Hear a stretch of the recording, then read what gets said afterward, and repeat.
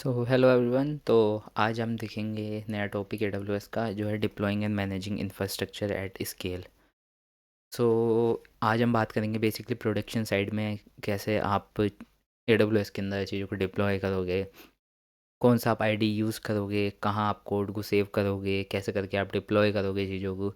तो आज हम प्रोडक्शन लेवल तक चीज़ें देखेंगे कि कैसे कैसे करके AWS में काम होता है, कैसे कैसे करके चीज़ें डिप्लॉय होती हैं और मैनेज होती हैं। तो लेट्स गेट स्टार्टेड। सबसे पहली जो सर्विस है वो है क्लाउड फॉर्मेशन। तो क्लाउड फॉर्मेशन क्या है? तो क्लाउड फॉर्मेशन एक टेम्पलेट फाइल है, जैसे कि आप देख सकते हो, जो ऑटोमेट करता है सेटअप को AWS रिसोर्सेज में। AWS Cloud Formation is an AWS service that uses template files। क्या यूज़ कर रहा है? टेम्पलेट फाइल्स यूज़ कर रहा है ऑटोमेट करने के लिए सेटअप को AWS रिसोर्सेज में। क्या क्या ऑटोमेट कर सकते हो आप? वर्कलोड ऑटोमेट कर सकते हो, और EC2 ऑटोमेट कर सकते हो, S3 सर्विसेज ऑटोमेट कर सकते हो। तो देख लिया आपने कि डिक्लेरेटिव वे एक आपका आउटलाइन करने के लिए आपके AWS इंफ्रास्ट्रक्चर को। ये इसकी जो मेन चीज़ आपको याद रखनी है, ये क्या चीज़ है? इंफ्रास्ट्रक्चर एज अ कोड है। और सारे AWS रिसोर्सेज के साथ काम करता है, work almost all the resources. इसको आप रिपीट कर सकते हो अक्रॉस रीजन्स में और अकाउंट्स में। उसके बाद क्लाउड डिप्लॉयमेंट किट, CDK, इसकी मैंने शॉर्ट फॉर्म बना रखी है, ठीक है ना। Your code is compiled into the cloud formations template Jason. मतलब क्लाउड फॉर्मेशन जो है उनकी जो टेम्पलेट होंगी जेसन फॉर्मेट में होंगी। तो जो उसको डिप्लॉयमेंट होगा ना, you can there for deploy infrastructure and application run time code together. मतलब आपके डिप्लॉयमेंट और इंफ्रास्ट्रक्चर का कोड एक साथ आप रन कर सकते हो, किसके अंदर? With the help of cloud deployment kit के हेल्प से। ग्रेड किसके लिए रहती है? लैम्डा फंक्शंस के लिए रहती है। और ये Docker container like ECS, elastic, ऊपर आपने पढ़ा था elastic container service, ECS, elastic elastic container service, ECS, ठीक है ना। अगर जो आप लेक्चर्स फॉलो करते आ रहे हो तो आपको शायद छोटे छोटे जितनी भी वर्ड्स लिखे हैं आप सबको नोट्स में समझ पाओगे। तो ग्रेट रहती है डॉकर कंटेनर्स के लिए भी। उसके बाद Elastic Beanstalk. Elastic Beanstalk एक डेवलपर सेंट्रिक व्यू है कि आप कैसे करके आप डिप्लॉय कर सकते हो अपनी एप्लीकेशन को AWS के अंदर। इलास्टिक बीन स्टॉक जो है ना, वो काम करता है as a platform as a service. क्योंकि ये क्या काम कर रहा है? ये आपकी डिप्लॉइंग करवा रहा है किस में? जो आपकी जो भी एप्लीकेशन है उसको AWS में। इलास्टिक बीन स्टॉक वैसे तो फ्री है, बट आपको पे करना पड़ेगा अंडरलाइन इंस्टेंसेस के लिए। उसके बाद मैनेज्ड सर्विस कौन कौन सी हैं इलास्टिक बीन स्टॉक में? तो इंस्टेंस की कॉन्फ़िगरेशन है, जैसे OS हैंडलिंग है, इलास्टिक बीन स्टॉक मतलब ऑपरेटिंग सिस्टम हैंडलिंग, ठीक है ना। उसके अलावा डिप्लॉयमेंट स्ट्रेटजी कौन कौन सी कॉन्फ़िगरेबल हैं जो आप परफॉर्म कर सकते हो with the help of Elastic Beanstalk. Capacity कितनी होनी चाहिए, लोड को कैसे बैलेंस करना है और कैसे स्केल करना है, आपकी एप्लीकेशन की हेल्थ कैसे मॉनिटर करनी है, उसको कैसे रिस्पॉन्सिवनेस उसकी बढ़ानी है, सब चीज़ देखता है क्या? Elastic Beanstalk. Just the application code is responsibility of a developer. तो इसके अंदर तीन आर्किटेक्चर से बनता है, मतलब तीन चीज़ों से ही बनता है। पहला है सिंगल इंस्टेंस डिप्लॉयमेंट, ये अच्छा रहता है डेवलपर के लिए। LB का मतलब है लोड बैलेंसिंग।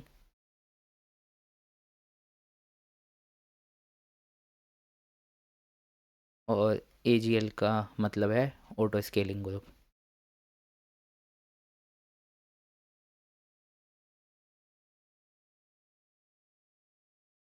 तो सिंगल इंस्टेंस डिप्लॉयमेंट कर सकते हो आप, ये अच्छा रहता है डेवलपर्स के लिए। और लोड बैलेंसिंग और ऑटो स्केलिंग ग्रुप से करोगे तो वो अच्छा रहता है प्रोडक्शन और प्री प्रोडक्शन वेब एप्लीकेशंस के लिए। और ऑटो स्केलिंग ग्रुप से करोगे खाली अगर जो आप, तो वो अच्छा रहता है नॉन वेब एप्लीकेशंस के लिए जो प्रोडक्शन साइड में आपको डिप्लॉय करनी है। उसके बाद Elastic Beanstalk health monitoring में कैसे हेल्प कर सकता है, तो हेल्थ एजेंट जो हैं पुश करते हैं मैट्रिक्स को क्लाउड वॉच के अंदर, जो चेक करता है आपके एप्लीकेशन की हेल्थ को, पब्लिसिस को और हेल्थ के एनवायरनमेंट को। और उसके अलावा आप देख सकते हो AWS क्लाउड डिप्लॉय। तो अगर जो आप चाहते हो कि आपकी एप्लीकेशन ऑटोमेटिकली काम करे, मतलब ऑटोमेटिकली आपको अपनी एप्लीकेशन डिप्लॉय करनी है, तो आप कोड डिप्लॉय की हेल्प से कर सकते हो। आप EC2 इंस्टेंस के साथ भी ये काम करता है और ये ऑन प्रीमिसेस सर्वर्स के साथ भी काम करता है, मतलब ये हाइब्रिड सर्विस प्रोवाइड करवाता है, दोनों चीज़ के साथ प्रोवाइड करवाना है, EC2 इंस्टेंस के साथ भी और ऑन प्रीमिसेस के साथ भी। उसके बाद AWS कोड कमिट, जैसे कि आपने गिटहब देखा होगा, जो अगर जो आप CSC बैकग्राउंड से हो तो जैसे गिटहब टेक्नोलॉजी होती है, सेम टेक्नोलॉजी होती है कोड कमिट, ठीक है ना। तो इसमें ज़्यादा चीज़ नहीं देखनी। तो जैसे कि आपको कोड को डिप्लॉय करने से पहले, पुश करने से पहले आप गिटहब में रखते हो अपनी सारी फाइल्स को, ऐसी ही सेम है। Before pushing the application code to the servers, servers में पुशिंग करने के पहले वो स्टोर होता है कहीं ना कहीं समवेयर एल्स, तो वो ये AWS code commit. Developer usually store code in repositories, तो रिपोजिटरी आप गिटहब पे भी बनाते हो, यहाँ पे भी रिपोजिटरी बनेंगी यूजिंग गिट टेक्नोलॉजी। ईज़ी हो जाता है डेवलपर्स के लिए कि एक साथ काफ़ी सारे डेवलपर्स ब्रांच बना के अपना काम कर लें। Easy for collaborate with others on code, the code can be changes are automatically versionized, मतलब वर्जन ऐसे कि वर्जन 1 है, उसके बाद उसमें जो अपडेट्स आ गए फिर वो वर्जन 2 बन गया, फिर उसमें जो अपडेट्स आ गए वो वर्जन 3 बन गया, तो ऐसे करके मतलब बहुत सारे डेवलपर्स एक साथ काम कर सकते हैं कोड कमिट के अंदर। उसके बाद उस कोड को जो है सर्वर पे पुश करवा सकते हैं with the help of code commit. के बाद हम देख लेते हैं AWS कोड बिल्ड। तो ये कंपाइल्स करवाता है सोर्स कोड को, रन करवाता है टेस्ट को और प्रोड्यूस करवाता है पैकेजेस को, जो कि रेडी होंगे डिप्लॉयमेंट के लिए, ठीक है ना। उसके बाद कोड बिल्ड देख लिया, कंपाइल्स करवाएगा सोर्स कोड को, रन करेगा टेस्ट इसको, और उसके अलावा प्रोड्यूस करेगा पैकेजेस को जो रेडी होंगे डिप्लॉय करने के लिए। उसके बाद AWS कोड पाइपलाइन क्या है, orchestration the different steps to have a code automatically pushed to productions, मतलब पहले कोड होगा, फिर उसको वो बिल्ड होगा, फिर उसके बाद वो टेस्ट होगा, फिर प्रोविजन होगा, फिर उसके बाद वो डिप्लॉय हो जाएगा, ठीक है ना। तो कोड पाइपलाइन बन गई है एक पाइपलाइन, मतलब आप समझ सकते हो कि पूरा जो प्रोसेस है ना वो यही है कि सबसे पहले आपने कोड लिखा, फिर उसको बिल्ड करा, फिर उसको आपने टेस्ट करा कि वो चल रहा है सही से, नहीं चल रहा है, क्या किस किस चीज़ पे वो फेलियर आ रहे हैं, उसके बाद आपने उसको चेक कर प्रोविज़न करा, उसके बाद आपने उसको डिप्लॉय कर दिया। सिंपल से ही पाइपलाइन बन गई। तो orchestrate the different steps to have the code automatically push to the production. तो ऐसे करके पाइपलाइंस बनती हैं कोड की कि जिसकी वजह से हम ऑटोमेटिकली पुश कर सकें प्रोडक्शन साइड पे अपने कोड को।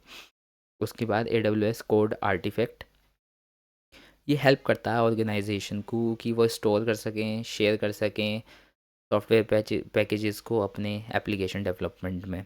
उसके बाद डेवलपर और कोड बिल्ड जो है ना वो रिट्रीव कर सकता है dependency straight from the code artifact, मतलब डेवलपर्स और कोड बिल्ड जो है ना वो रिट्रीव कर सकते हैं अपनी डिपेंडेंसीज को, कहाँ से, कोड आर्टिफैक्ट से। और ये इसका काम क्या है, ये ऑर्गेनाइजेशन को हेल्प करता है किसके लिए, कि वो स्टोर कर सकें, शेयर कर सकें सॉफ्टवेयर पैकेजेस को और द एप्लीकेशन डेवलपमेंट के लिए, ठीक है ना।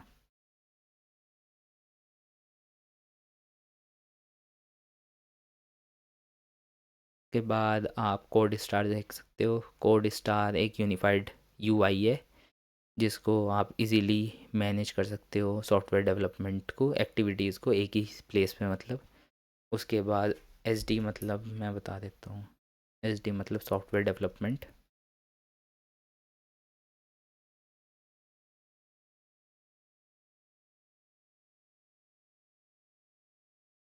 सॉफ्टवेयर डेवलपमेंट को उसके अलावा आप ऐड कर सकते हो अपने कोड में AWS Cloud9 की हेल्प से। तो Cloud9 है क्या, Cloud9 एक बेसिकली IDE है, जैसे आपकी VS कोड एक IDE है, ऐसी Cloud9 एक IDE है, उसकी हेल्प से आप कोड के अंदर ऐड कर सकते हो चीज़ें, कोलैबोरेट कर सकते हो आप रियल टाइम में। तो ये क्लाउड की आईडी, जैसे हमारे पास वीएस कोड है, उस ऐसी ही इनके पास क्लाउड की आईडी है। तो आईडीई, इंटीग्रेटेड डेवलपमेंट एनवायरनमेंट, ये यूज़ करा जाता है राइटिंग करने के लिए, रनिंग करने के लिए और डिबगिंग करने के लिए कोड को। तो आपको जब भी आएगा क्लाउड 9 क्या होता है, तो आपको तो पता चल गया आईडी है, तो आप राइट क्लिक कर दोगे, मतलब सही पे टिक लगाओगे, तो आपको फुल मार्क्स मिलेंगे। तो इसी बात पे लाइक कर देना।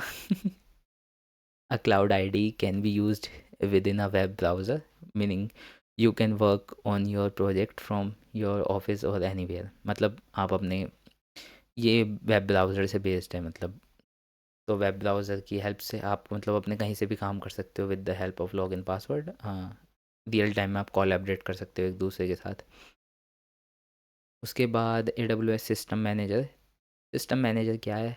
हेल्प करेगा मैनेज करने के लिए आपकी EC2 को ऑन प्रीमिसेस सिस्टम पे, और स्केल करेगा उनको। ये जो है एक हाइब्रिड सर्विस होगी, और ये सूट करेगी 10+ प्रोडक्ट्स को, क्योंकि ये ऑटोमेट करेगी पैचिंग ऑटोमेशंस और enhanced compliances, run commands across an entire fleet of servers, no SSH access और नो पोर्ट नीडेड, बेटा सिक्योरिटी। तो ये बेसिकली AWS सिक्योरिटी मैनेजर क्या काम करेगा, एक सिक्योरिटी प्रोवाइड करवाएगा आपकी, जो आपकी मैनेज करेगी EC2 को और ऑन प्रीमिसेस सिस्टम को, जो हाईली स्केल है।